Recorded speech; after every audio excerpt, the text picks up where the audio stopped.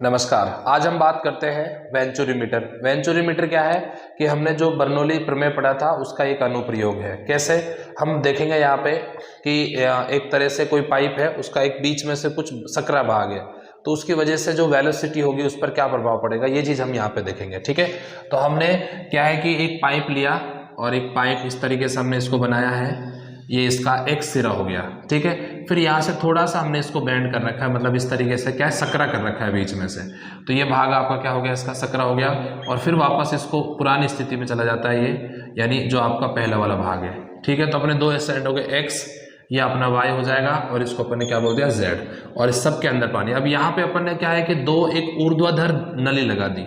ये ऊर्ध्वाधर नली जो दोनों है ये इस स्थिति में इस बिंदु पर क्या दाब को प्रदर्शित करेंगी। किसको प्रदर्शित करेंगी? दाब को प्रदर्शित करेंगी। तो अब देखो, जैसे पानी इधर नीचे जा रहा है ना, तो उतना ही यहाँ पे ऊपर जाएगा भाई। ठीक है ना, यानी उतना ही आपको वाटर यहाँ पे ऊपर चढ़ा हुआ मिलेगा, और यहाँ पे आपको जो वाटर है वो इस तरीके से यहाँ चढ़ा हुआ मिलेगा। ठीक है, अगर मान लीजिए मैंने इसकी हाइट जो है h1 मानी, तो हमारा जो दूसरा दाब है इस पर, इसको क्या मानना पड़ेगा? h2 मानना पड़ेगा। तो ये आपकी हाइट क्या हो जाएगी? h2 हो जाएगी। और यहाँ इनका अंतर भी अपन देख लेंगे, ये इसका अंतर रह जाएगा। ये हमारा जो अंतर है उसको अपन बोल देंगे कैपिटल H, और जो कैपिटल H मिलेगा अपने को वो क्या मिल जाएगा? आपका h1 माइनस h2 मिल जाएगा।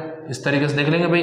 देखो पूरा डिस्टेंस जो था वो तो क्या है, h1 है आपका, तो h1 माइनस, और ये कितना चला गया? h2, तो ये भाग बचेगा ना आपका, ये वाला भाग, तो ये कितना बचेगा आपका? h1 minus h2।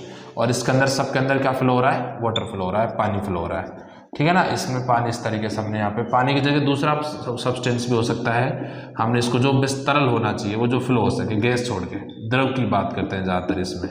ठीक है, तो ये इस तरीके से। अब यहाँ इस एंड पर, इस वाले एंड पर जो वेलोसिटी होगी उसको अपन v1 बोलेंगे, तो इस वाले एंड पर जो वेलोसिटी होगी वो v2 होगी, क्योंकि प्रवाह इस वाले, इसका जो एरिया होगा उसको a1 बोल दिया, इसका जो एरिया हो जाएगा वो क्या हो जाएगा आपका? a2 हो जाएगा। ठीक है ना। और दूसरी बात, हमारा ये लगभग अपन ने इक्वल, ये अपने को दिखता है इसमें, लेकिन ऐसा माना जाता है कि इस नली के दोनों जो एंड होते हैं, ये भी और ये भी, दोनों बराबर होते हैं लगभग। अगर देखा जाए तो ध्यान रखना, इसको भी अपन स्मॉल h बोलेंगे। ये एंड भी लगातार बराबर ही होगा, फर्क बहुत कम आएगा इसमें। ऐसा नहीं है कि फर्क नहीं होता, होता है, लेकिन उसको लगभग नेग्लिजिबल ही मान लेंगे। ध्यान रखना इस चीज़ का ना, इस चीज़ को आप विशेष ध्यान रखना यहाँ पे। और ये हमारा इसमें वेलोसिटी हो गई, वॉल्यूम हो गया। अब अपन क्या करते हैं? बर्नौली सिद्धांत, यानी हमें पता होना चाहिए कि बर्नौली सिद्धांत क्या होता है। तो अपन लिखेंगे बर्नौली प्रमेय से या सिद्धांत से ही की बात है, तो क्या हो जाएगा हमारा? P1 plus half rho V1 का square rho g H1 is equals to P2 plus half rho V2 square plus rho ji H2। ये ध्यान रखना, ये वाला जो है ना, ये इक्वेशन आई है, इसकी मैंने वीडियो बना रखी है वहाँ पे। अब बर्नौली प्रमेय वाला टॉपिक जाके देख लेना, उसको मैंने सत्यापित भी कर रखा है, यानी प्रूव भी कर रखा है कि ये हुआ कैसे है। इस बर्नौली प्रमेय का मतलब होता है कि नली के, जिस नली में द्रव प्रवाह हो रहा है उसके प्रत्येक बिंदु पर उसकी दाब ऊर्जा, गतिज ऊर्जा और स्थितिज ऊर्जा का जो योग होता है वो हमेशा एक समान रहता है, यानी एक समान बना रहता है। इसको अपन क्या बोलते हैं? बर्नौली प्रमेय बोलते हैं। ठीक है भाई। अब इसमें देखो आप ध्यान से, अब अगर देखा जाए तो सबसे पहले तो ये है कि h1 किसके बराबर है? h2, यानी ये क्या हो जाएगा आपका? स्मॉल h हो जाएगा। तो स्मॉल h हो जाए, हमारी इक्वेशन क्या बन जाएगी? P1 plus half rho V1 square plus rho जी एच। ऐसे यहाँ से P2 plus half rho V2 square plus rho जी H2, और यहाँ पे क्या आ जाएगा? स्क्वायर। तो H2 को अपन H1 मान लिया, तो ये वाला इससे कैंसिल हो जाएगा। ये मैंने क्यों कैंसिल किया भाई? क्योंकि मुझे पता है कि धरातल से इतनी, इसकी ऊंचाई भी h है, इसकी भी ऊंचाई h है, तो अगर H1 H2 माने तो ये दोनों लगभग बराबर होते हैं, इसलिए ये दोनों की जो स्थितिज ऊर्जा है वो तो बराबर रहेगी। तो दोनों तरफ बराबर के, इधर भी है इधर भी है, तो दोनों बराबर है, तो उसको हटा देंगे, तो हमारे पास केवल ये ऑप्शंस बच जाएंगे। तो मैं इसको अपन ऐसे लिख सकते हैं, इस समीकरण को लिखें तो P1 माइनस P2, मैंने क्या किया? इस P2 को उधर ले गया मैं और इसको इधर ले आया। ठीक है ना, तो इस वाले टर्म्स को इधर लेके आ जाओ, तो क्या हो जाएगा? Half rho V2 square minus half rho V1 का स्क्वायर। ठीक है, इस स्थिति में इसमें जो कॉमन आ रहा है कॉमन ले लो, P1 minus P2 is equals to half rho common आ रहा है, तो क्या हो जाएगा? V2 स्क्वायर माइनस V1 का स्क्वायर। ठीक है, ये इक्वेशन नंबर कौन सी हो गई हमारी, अब पहली हो गई। आपको पता है कि इन दोनों पर ये मोनोमीटर की तरह काम करते हैं। मोनोमीटर क्या होता है, जो दाब को प्रदर्शित करता है, कितना दाब हो रहा है। ये वाली जो नली है वो इसमें दाब को प्रदर्शित करती है, ये वाली इसमें प्रदर्शित करती है। देखो यहाँ दाब कम हो जाएगा तो इसलिए कम हो गई, इसमें दाब बढ़ जाएगा तो पानी ऊपर बढ़ गया। इसमें जो अंतर होता है, दाबांतर जो बोलते हैं अपन यहाँ पे, तो गेज दाब बोलते हैं इसको। तो अब गेज दाब कितना निकला, और इसके लिए भी मैंने आपको टॉपिक बना रखा है। गेज दाब का भी क्या होता है, P1 minus P2 is equals to rho ji h पे निर्भर करता है। ये वाला कौन सा एच है, वो कैपिटल एच वाला है, एच है यहाँ पे। कौन सा एच है, वो कैपिटल एच वाला एच है, ठीक है। तो P1 माइनस P2 जो होता है वो किसके बराबर होता है, रो जी एच के बराबर होता है, यानी इसको गेज दाब बोलते हैं। ये समीकरण 2।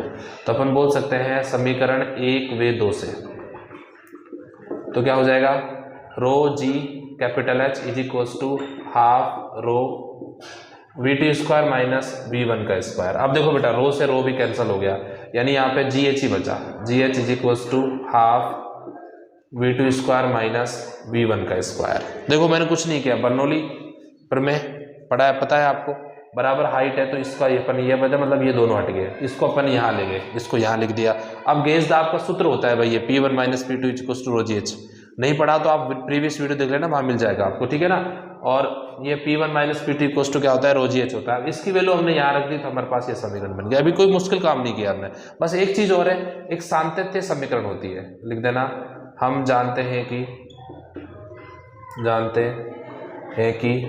सांतत्य समीकरण, सांतत्य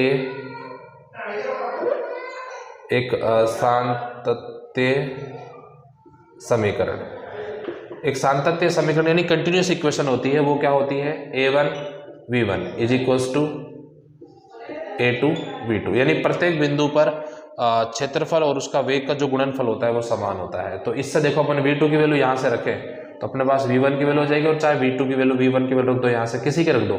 तो आप मान लो मैं पहले V2 की वैल्यू रखता हूँ यहाँ से, तो V2 इक्वल्स टू क्या हो जाएगा इस समीकरण से, V2 इक्वल्स टू हो जाएगा A1 V1 अपॉन A2। तो ये समीकरण थी आपकी तीसरी, और ये कौन सी हो गई आपकी, समीकरण नंबर 4 हो गई। तो समीकरण नंबर 4 को अपन किस में रख देंगे भाई, ठीक है, हाँ दिख रहा है एकदम क्लियर, ठीक है। तो अपन यहाँ से इसको अपन रखे मान, तो अपन कह सकते हैं समीकरण 3 व 4 से, 3 व 4 से। तो देखो ध्यान से, अब इसमें G capital H is equals to 1/2, और यहाँ पर अपन ने किसका मान रखा है, V2 का मान रखा है। तो V2 का मान क्या हो जाएगा, देखो A1 का स्क्वायर V1 का स्क्वायर अपॉन A2 का स्क्वायर, क्योंकि V2 का स्क्वायर हो गया ना भाई, इसका होल स्क्वायर है तो इन दोनों पे स्क्वायर चढ़ जाएगा, माइनस V1 स्क्वायर, ठीक है। अब इसमें से V1 स्क्वायर कॉमन ले लो, G capital is equals to half V1 square common लिया तो यहाँ पे क्या बचा, A1 square upon A2 square minus 1, यही बचा ना भाई। इस कैल्शियम ले लो। अब देखो इन सबको हटाना है यहाँ पे अपने को, तो V1 की वैल्यू चाहिए, तो यहाँ से अपन क्या करेंगे इस कैल्शियम से यहाँ पे, तो क्या आ जाएगा GH इज इक्वल्स टू, यहाँ पे इस कैल्शियम ले लो V1 का स्क्वायर, तो यहाँ पे क्या बनेगा आपको, यहाँ मिलेगा आपको A2 स्क्वायर, तो क्या हो जाएगा A1 का स्क्वायर माइनस A2 का स्क्वायर। अब V1 का मान निकालना है तो V1 square is equals to, तो GH और ये 2 भी आ जाएगा अपॉन, और ये अपॉन ले जाएंगे A1 square minus A2 square, ठीक है, और अपॉन A2 का स्क्वायर। इसको चाहे तो ऊपर ले जा सकते हो आप, तो V1 इज इक्वल्स टू क्या हो जाएगा अंडर रूट, ये आपका 2G कैपिटल H, और ऊपर आ जाएगा ये आपका A2 स्क्वायर, ये वाला ऊपर अपॉन ही आ जाएगा A1 का स्क्वायर माइनस A2 स्क्वायर। तो ये किसका मान आ गया आपका, V1 का मान आ गया। आप चाहो तो यहाँ V2 का मान के बजाय V1 का मान निकालोगे यहाँ पर, फिर इसे वैल्यू पुट करोगे तो किसका आ जाएगा, V2 का मान आ जाएगा। तो ये क्या होता है, उस प्रवाह नली जो आपकी वेंचुरीमीटर है उसमें द्रव के प्रवाह का वेग का सूत्र, ठीक है। धन्यवाद।